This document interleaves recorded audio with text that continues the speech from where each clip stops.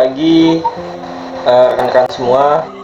Kami dari kelompok 8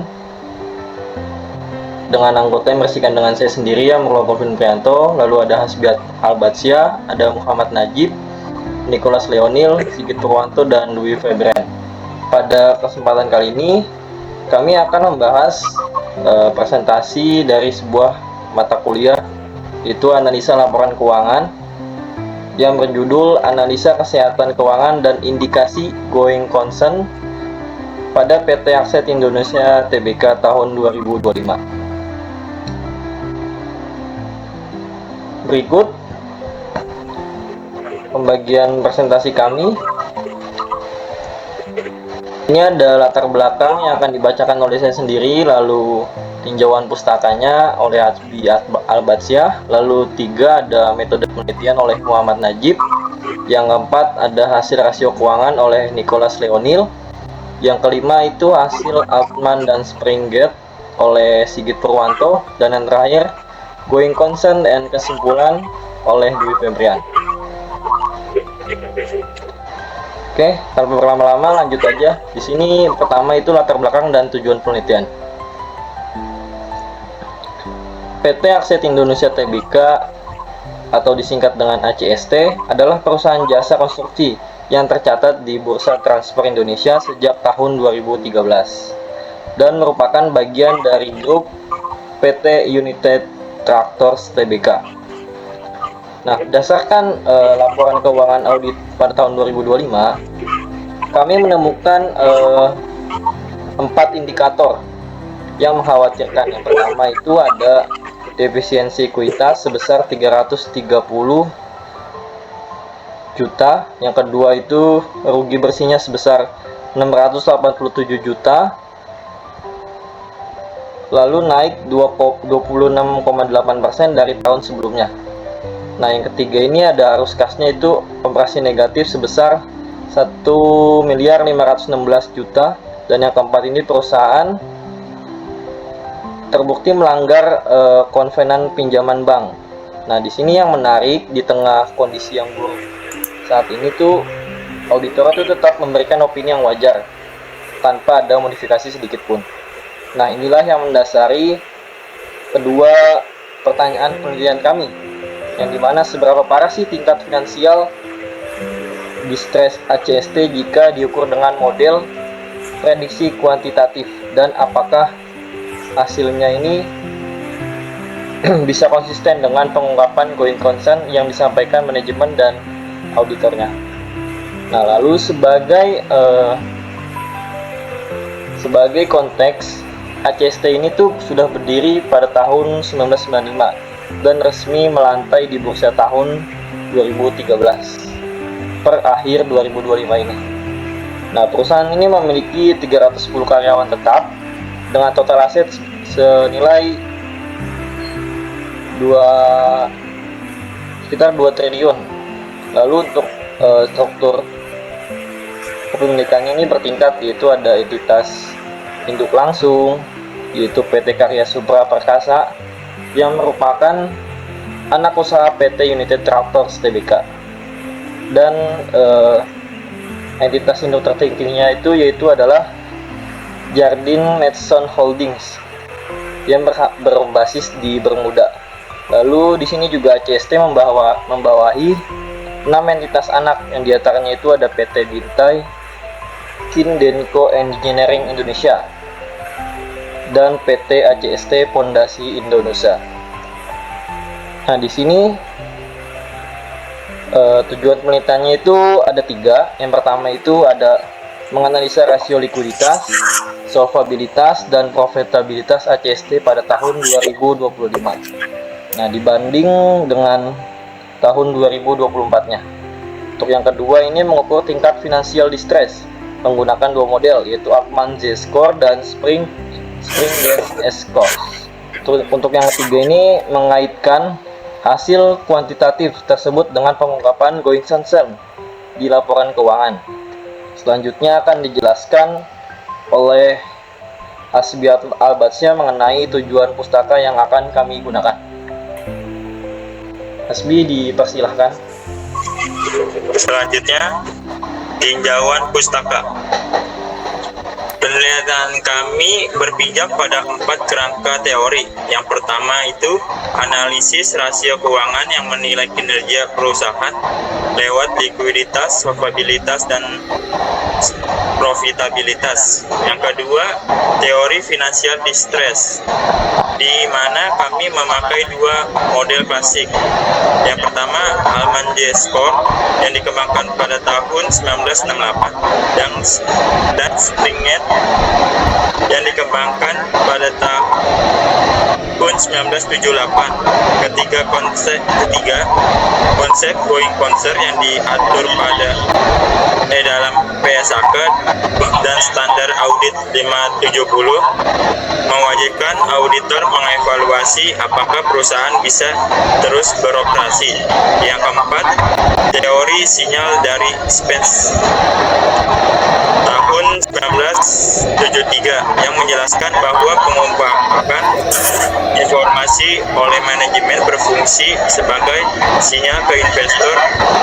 Lalu satu hal yang penting perlu digarisbawahi, penelitian oleh Kinanti dan rekan tahun 2023 sudah pernah menganalisis Alman-J Score pada ACST, tapi di periode data yang berbeda. Ini jadi pembanding langsung buat penelitian kami. Jadi kami bisa lihat apakah kondisi distress ini konsisten dari waktu ke waktu. Selanjutnya, hal audit utama. Sebelum masuk ke metode, kami ingin menunjukkan 3 hal yang auditor sendiri anggap paling signifikan. Dalam laporan audit mereka disebut key audit matters. Pertama, pengakuan pendapatan kontrak konstruksi senilai 2.370 miliar yang diakui pakai metode persentase penyelesaian dan melibatkan estimasi signifikan. Yang kedua, penyisihan penurunan nilai piutang, di mana dari piutang bruto senilai 2.757 miliar ada di provisi senilai 694 miliar yang dihitung pakai model expected credit loss. Yang ketiga, investigasi hukum terkait proyek jalan tol MBZ yang sampai sekarang belum ada putusan tetap. 3 hal ini penting karena nanti akan berkaitan dengan langsung dengan pembahasan going concern di bagian akhir. Berikutnya, metode penelitian akan dijelaskan oleh Najib.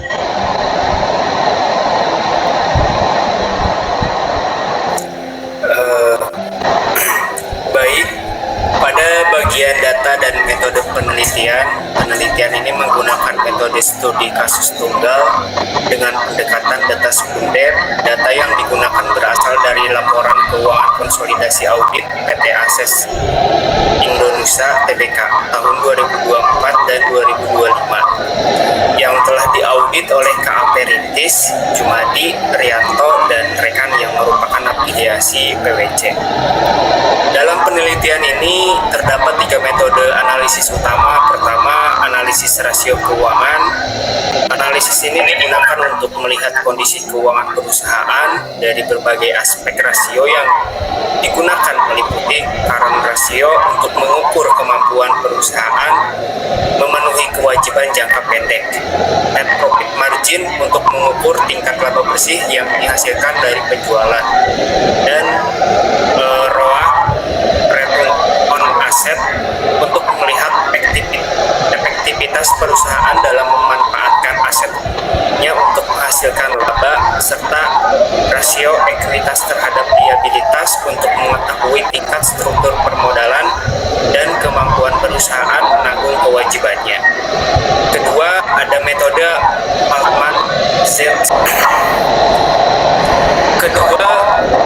Altman-Z-Score. Model ini digunakan untuk memprediksi potensi financial distress atau kesulitan keuangan perusahaan dengan menggabungkan 5 rasio keuangan ke dalam satu nilai Z. Berdasarkan model ini, apabila nilai Z kurang dari 1,81, maka perusahaan dikategorikan berada dalam kondisi finansial distress atau memiliki risiko kebangkrutan yang tinggi. Ketiga, metode Springstead S-Score. Metode ini juga digunakan untuk memprediksi kondisi finansial distress, namun menggunakan 4 rasio keuangan yang berbeda. Berdasarkan kriteria Springstead, apabila nilai S kurang dari 0,862, maka perusahaan dikategorikan mengalami financial distress.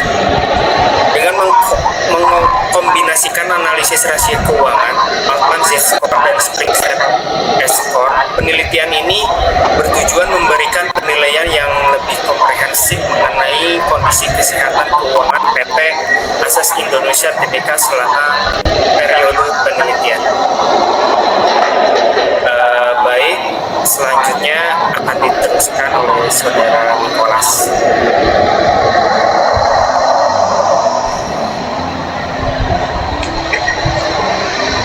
Oke, selanjutnya kita masuk ke bagian hasil rasio keuangannya.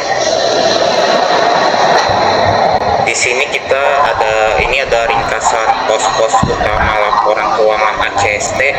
Total aset naik tipis 6,1% jadi 2.985.135 rupiah juta. Tapi total liabilitas naik lebih besar 12,2%, jadi 3.316.459 rupiah. Akibatnya ekuitas perusahaan makin defisit dari minusnya 140.993 juta jadi minus 330.324.000. Pendapatan bersih justru turun sebesar 25,3%, jadi 2 juta rupiah 355 juta rupiah. Sementara rugi tahun berjalan malah naik 26,8%, jadi 687.180.000 rupiah. Yang paling mengkhawatirkan, arus kas operasi memburuk drastis dari minus 122.713 juta rupiah jadi minus 1.516.891 juta. Selanjutnya di sini ada rasio keuangan 2025 versus 2024. Dari data tadi kita bisa hitung ya 4 rasio kunci. Yang pertama ada current ratio, turun dari 0,86 kali ke 0,82 kali pada tahun 2025, di bawah 1 kali. Artinya aset lancar tidak cukup menutupi kewajiban jangka pendek. Net profit net profit marginnya atau NPM turun dari minus 17,1% jadi minus 29%. Return on asetnya atau ROA-nya turun dari minus 19,3% jadi minus 23%. Dan rasio ekuitas terhadap total liabilitasnya tetap negatif di kedua tahun 2024 dan 2025. Penyebab utamanya yaitu rugi yang melebar adalah lonjakan provisi penurunan nilai piutang naik 21 kali lipat dari 22,4 miliar jadi 595,7 miliar. Sebagian besar terkait satu piutang pihak ketiga senilai 1,19 triliun yang sayangnya masih berproses sampai laporan ini diterbitkan. Selanjutnya ini ada grafik tren pendapatan versus gaji versus rugi bersih. Grafik ini memperlihatkan dua arah yang berlawanan. Batang biru yaitu pendapatan turun dari 3,5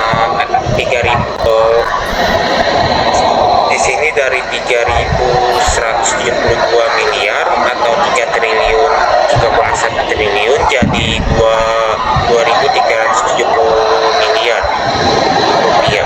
Batang merah, terus ini batang merahnya rugi bersih malah naik dari 542 miliar jadi 687 miliar. Kombinasi pendapatan turun sementara rugi naik ini adalah pola klasik yang biasa ditemukan pada perusahaan yang mengalami financial distress.